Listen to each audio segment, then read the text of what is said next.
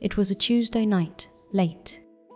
Rain had been falling all day, a cold, relentless drizzle that turned the city streets into glistening black ribbons. Sarah, she worked at the old diner downtown, was on her way home. Her route took her through a shortcut, a narrow alleyway behind the butcher shop.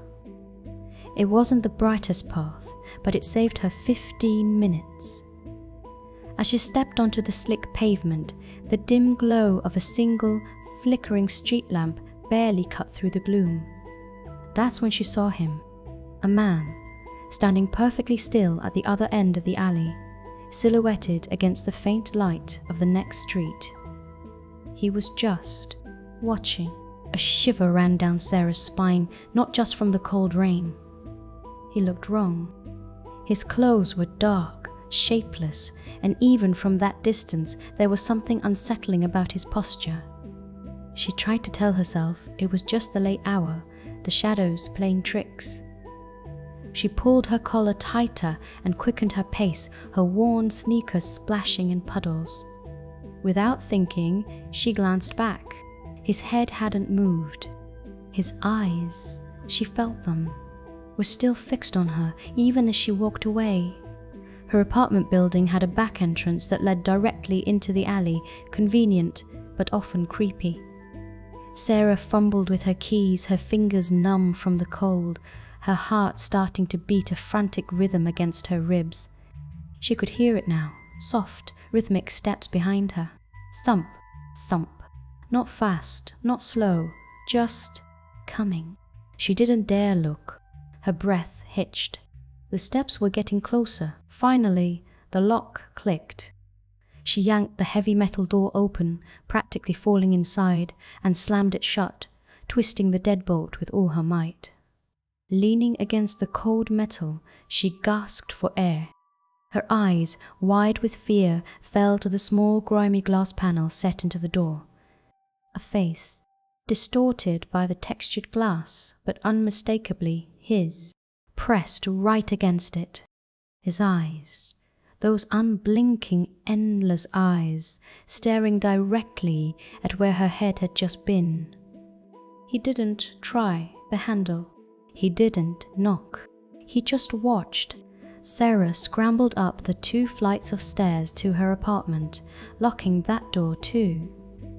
She grabbed her phone, but the screen was dark, dead battery. Panic flared. She crept to her living room window, pulling back a corner of the blinds. He was gone from the alley entrance. Her relief lasted only a second. Then she saw him again, standing across the street beneath a flickering neon sign from a closed pawnshop, his dark figure stark against the dull red glow. Still looking up at her building, hours crawled by. The rain eased to a whisper, then stopped, leaving an eerie silence. Sarah paced, heart hammering, trying to decide what to do.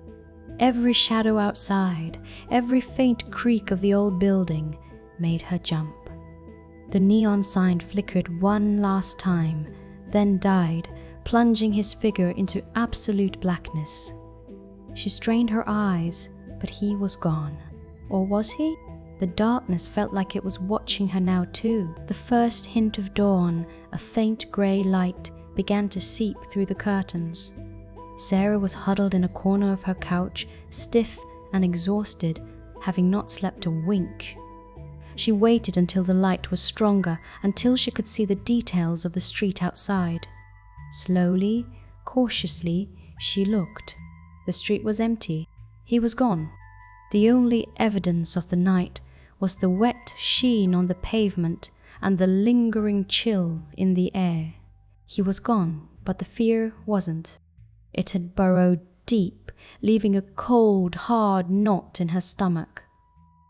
Every car that slowed, every stranger she saw on the street sent a jolt of ice through her veins. She checked her locks obsessively, her gaze constantly flicking over her shoulder. The memory of his relentless stare, the feeling of his eyes on her, never truly faded. Sarah knew she was safe, for now. But a part of her wondered if she'd ever feel truly safe again, knowing what shadows lurked just beyond the light.